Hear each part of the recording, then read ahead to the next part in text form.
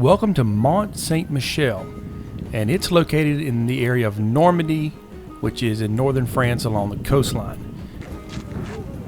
Now, you can drive here, and if you choose to, you'll be parking in these enormous parking lots on the mainland. Once you park, you'll go to these buses that will bring you to the entrance to the island. And just so you know, it's free to visit. The only place you have an admission fee is the Abbey at the very top. When you first enter, you're going to come to a restaurant called La Marie Pollard. I'm probably mispronouncing that. And here they sell these gigantic omelets. They are huge. They could probably feed 2 or 3 people. These things are quite expensive, and this is kind of what Mont St Michel is known for. They're quite expensive. They're 30 euros, which translates into about 40 bucks. So they're quite pricey.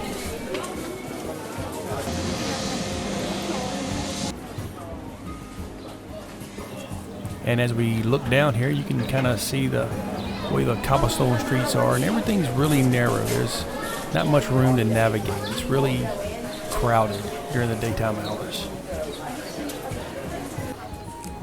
Also notice that the walkway is on an incline.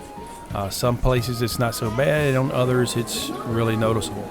So you may want to take note of that if you have difficulty walking up inclines and steps. And here's another area I'm probably going to butcher because I don't speak French. Is a church called Église Saint-Pierre. I hope I'm pronouncing that right. It was a church originally built for St. Peter, but later on they added St. Michael, and this is what it's kind of known for. By the way, in the United States we call it St. Michael, and in France it's St. Michel. You need to be prepared to walk up a lot of steps. So if you're handicapped, avoid it.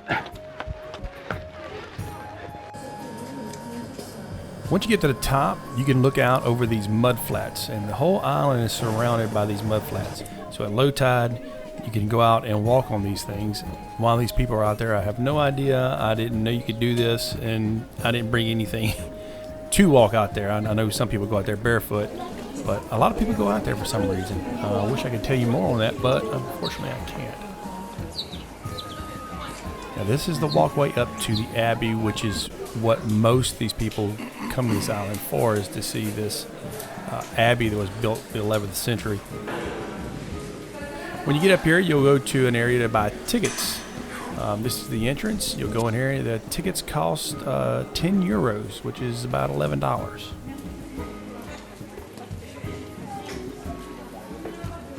Again, more steps. I can't stress it enough. If you can't walk up inclines, if you can't walk up steps, this is not a place for you to go. There are no elevators, there's no gondolas, nothing like that. If you can't walk it, you don't need to be there.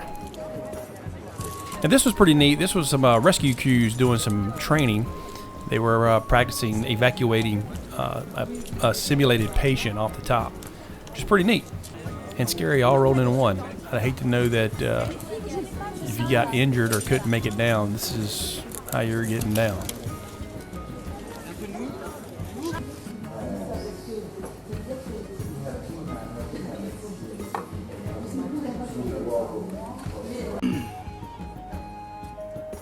And we're finally here at the entrance of the Abbey.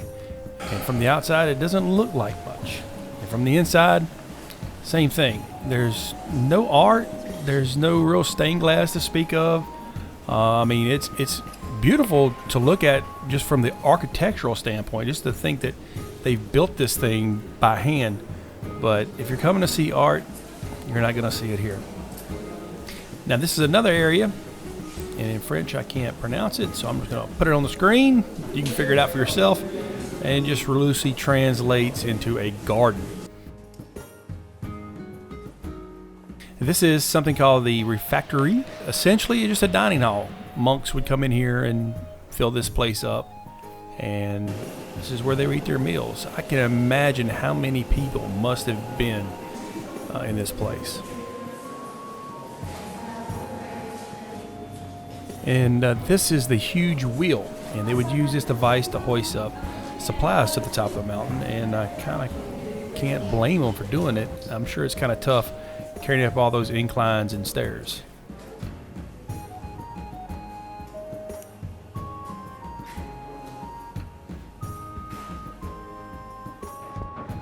Now, I'm from Louisiana, and in Louisiana we have beignets, and it's just a square donut type of a pastry covered in powdered sugar. And here they sell these giant beignets they're huge, and I just had to try one of these things to see if there was anything close to what we have. Now this isn't your stereotypical beignet you're going to get back in the States. It's not covered in powdered sugar. I'm not even sure how that's going to taste because most European pastry is not that sweet. But I'm hoping for the best. Ooh, very cakey.